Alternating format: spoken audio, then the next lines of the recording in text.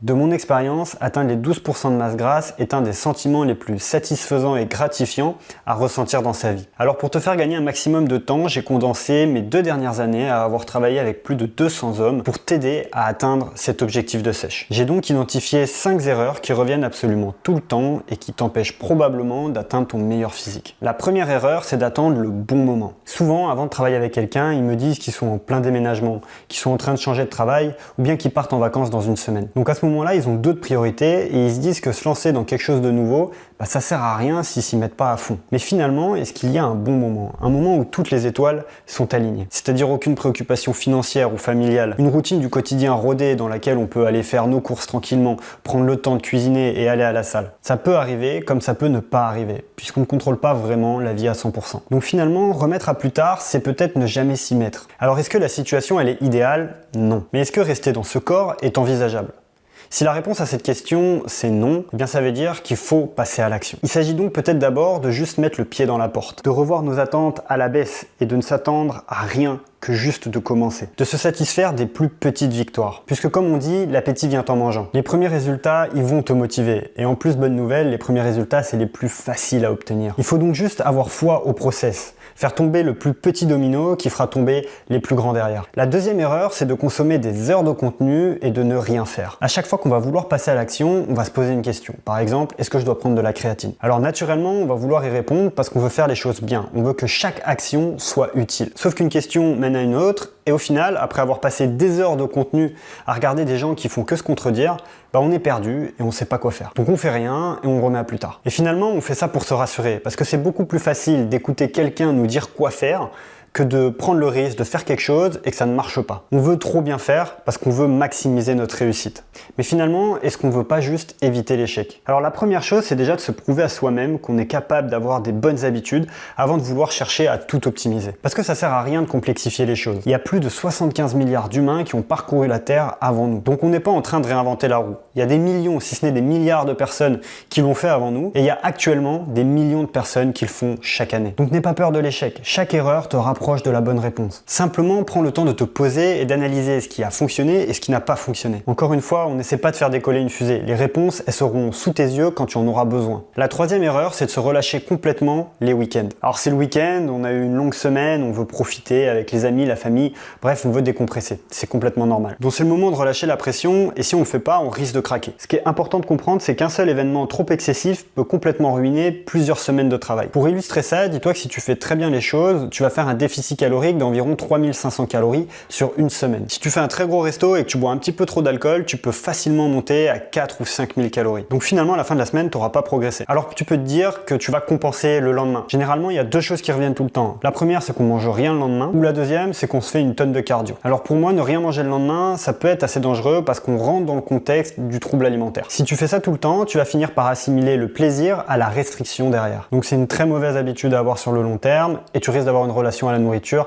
vraiment malsaine. La deuxième solution de faire du cardio pour brûler les calories, dis-toi que pour brûler 1000 calories, il faut faire environ 2 heures de course à pied. Sauf qu'après avoir couru pendant 2 heures, tu vas avoir faim. Donc au final, ça aura servi à rien. Donc tout ça pour dire que c'est très important de s'autoriser des plaisirs si on veut tenir sur la durée. Et si on décide de faire un cheat meal par semaine, c'est-à-dire de manger un seul gros repas dans la semaine, eh bien il faut quand même garder le contrôle. Mais tu peux aussi tout à fait choisir l'approche de faire des petits plaisirs plus régulièrement dans la semaine. Par exemple, un dessert de 200-300 calories tous les 2 jours. Il n'y a pas une solution parfaite, il y a la solution qui te convient le mieux, c'est-à-dire celle qui fonctionne le mieux pour toi et qui te permet de tenir sur le long terme. La quatrième erreur, c'est de ne pas traquer tes progrès de façon précise. Tu es probablement dans le jus du quotidien et tu prends pas le temps de poser sur papier ce que tu fais. Juste, tu te pèses 1 ou 2 fois par semaine. La pesée, c'est un peu le moment sacré. C'est le moment où si tu as perdu du poids, tu es super content, mais si à l'inverse tu en as repris, là tu es dégoûté. Alors tu prends pas vraiment le temps de réfléchir à ça parce que tu as des trucs à faire, mais tu gardes un peu le goût amer de l'échec le reste de la journée. Plus le temps passe, plus tu redoutes de monter sur la balance. Et quand tu décides de le faire, si le poids a remonté, là c'est un peu le coup de massue. Tu finis par te relâcher petit à petit et tu perds tes bonnes habitudes que tu as mis des semaines voire des mois à construire. Et tu préfères mettre ça derrière toi et ne plus y penser. Se baser sur une seule pesée qui plus est la dernière en date, c'est dangereux. Parce que du jour au lendemain, ton poids il peut varier. Il suffit que tu aies bu un petit peu plus d'eau,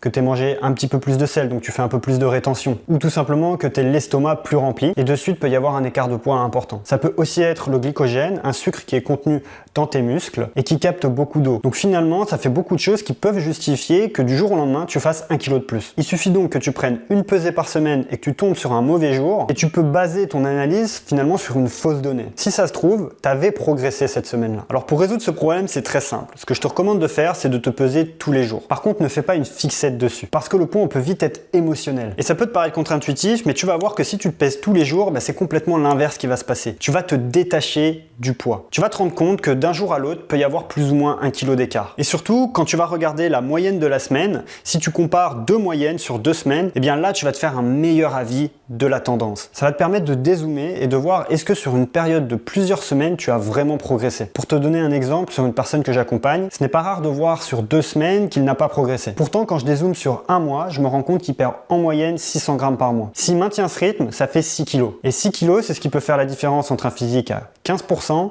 et un physique à 10%. Ce qu'il est très important ici, c'est de ne pas se comparer. Tout le monde a une vitesse de progression différente, mais l'important, c'est juste de progresser. D'ailleurs, si toi aujourd'hui, tu veux perdre du gras et construire un corps athlétique et que tu veux gagner du temps, alors tu peux réserver un appel directement avec moi. On prendra le temps de rentrer en détail dans ta situation et de construire un plan d'action personnalisé. Le lien, il est dans la description. La 5e erreur, c'est que tu veux aller trop vite. Et c'est tout à fait compréhensible parce que les premiers résultats, ce sont aussi les plus rapides à obtenir. Alors on s'habitue et on s'attend à ce que ça continue comme ça. Et finalement, on comprend pas, mais c'est l'opposé. On fait beaucoup plus d'efforts et on a des résultats beaucoup moins rapides. Et c'est complètement normal parce que plus tu vas avancer, plus ça va être dur. La dernière couche de gras sur les abdos, c'est la plus longue à faire partir. Car plus tu sèches, plus ton métabolisme se ralentit et la sensation de faim augmente. Donc ça devient de plus en plus difficile de maintenir un déficit calorique aussi important qu'au début. Alors pour bien clarifier ça, on va faire une petite étude de cas. Imaginons que ton métabolisme brûle 2500 calories par jour. Tu vas donc manger 2000 calories tous les jours pour créer un déficit de 500 calories. 500 calories sur une semaine, ça représente 3500 calories de déficit. Et 3500 calories, c'est environ 500 grammes de gras. Donc en début de sèche, c'est relativement facile de faire un déficit calorique de 3500 calories par semaine et donc de perdre 500 grammes. Maintenant, plus tu vas te rapprocher des 12% de masse grasse, plus ton métabolisme va se ralentir. Donc au début, il brûlait 2500 calories par jour, mais à la fin, peut-être qu'il brûle 1800 calories. Donc si tu veux toujours maintenir ces 500 calories de déficit par jour,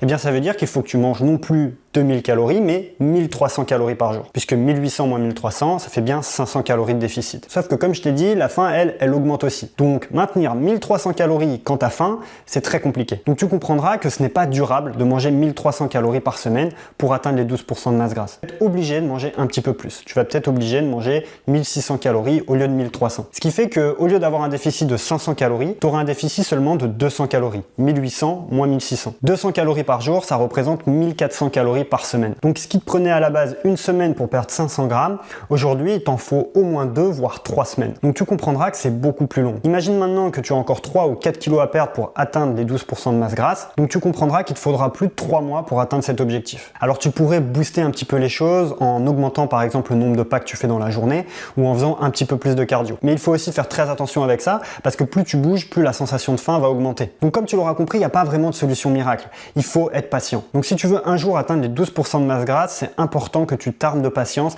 et que tu prennes du plaisir dans ton quotidien, dans ta diète et surtout que tu mitiges le plus possible la sensation de faim. Parce que c'est ça qui va faire que tu vas atteindre ton objectif. Voilà, j'espère que cette vidéo t'aura aidé. N'oublie pas, si jamais tu veux gagner du temps, alors tu peux réserver un appel directement dans la description. Ce sera avec moi et on prendra le temps de rentrer en détail dans ta situation. Je te dis à très vite. Ciao!